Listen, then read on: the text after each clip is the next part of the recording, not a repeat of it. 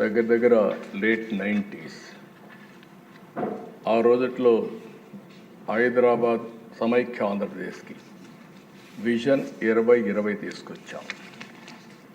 ఆ రోజు నేను అసెంబ్లీలో పెట్టినప్పుడు చాలామంది కూడా విమర్శించే పరిస్థితికి వచ్చారు. అయితే ఈరోజు ప్రధానమంత్రి అది ఈరోజు మీరు హైదరాబాద్ని చూస్తే ఆ రోజు నేను చెప్పిన దానికంటే ఇంకా ఎక్కువ జరిగింది.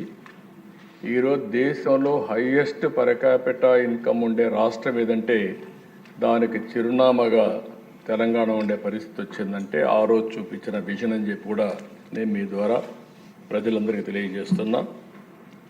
ఈరోజు ప్రధానమంత్రి గారు వికసిత్ భారత్ 2047 తీసుకొచ్చారు.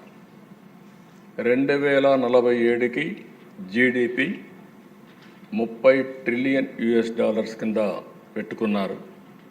పర్ క్యాపిటా ఇన్కమ్ $18,000 పెట్టుకొని ఒక ప్రణాళిక తయారు చేసి దానికి అనుగుణంగా వారు పనిచేసే పరిస్థితికి వచ్చారు. ఈరోజు మనం కూడా స్వర్ణాంధ్రప్రదేశ్ ఒక 2047 తయారు చేస్తూనే నిర్దిష్టమైన లక్ష్యాలతో ఎక్కడెక్కడ ఏ విధంగా పనిచేయాలి, ఏ ఏ రంగాల్లో ఆలోచించాలి, ఇంకొక పక్క ఇప్పుడు ఎక్కడున్నాం, దీన్ని ప్లానింగ్ ద్వారా ప్రతి సంవత్సరం ఏ విధంగా మనం మూవ్ అయిపోతున్నాం, కడానికి ఉండే గౌరవ శాసనసభ్యులకు కూడా మీకు ఎప్పుడు దొరకనేటువంటి ఒక అరుదైన అవకాశం ఇది. మీరు కూడా అభివృద్ధిలో భాగస్వాములు కావడం. ఒకప్పుడు మీరందరూ కూడా ఇక్కడ కూర్చొని ఒక పాలసీ వస్తేనో ఒక ఇష్యూ వస్తేనో మాట్లాడడం, మళ్ళీ మీరు అభివృద్ధిలో భాగస్వాములు కాలేదు.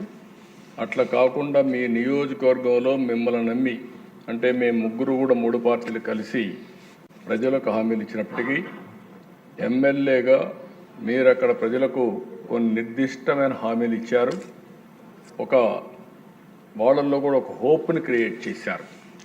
ఆ హోప్ని లాజికల్గా తీసుకుపోవాలనుకుంటే మిమ్మల్ని కూడా భాగస్వాములు చేయాలనే ఉద్దేశంతోనే మీ నియోజకవర్గ విజన్ డాక్యుమెంట్ని సఫలీకృతం చేసే బాధ్యత మీ అందరికీ అప్పచెప్తున్నాం. దానికి ప్రభుత్వం పూర్తిగా సహకరిస్తుంది. సద్వినియోగం చేసుకునే బాధ్యత మీ మీద ఉందని చెప్పి కూడా నేను మీకు తెలియజేస్తున్నా. నెక్స్ట్, నేను దిశ ఎక్కువ పోకుండా మీకు అర్థం కావాలి, రాష్ట్రంలో ప్రజలకు అర్థం కావాలి ఏం చేయబోతున్నామో, దీన్ని ఏ విధంగా చేయాలనో మీకు కూడా ఎప్పటికప్పుడు చేయూతనివ్వడానికి సిద్ధంగా ఉన్నామని చెప్పి కూడా నేను మీకు తెలియజేస్తూ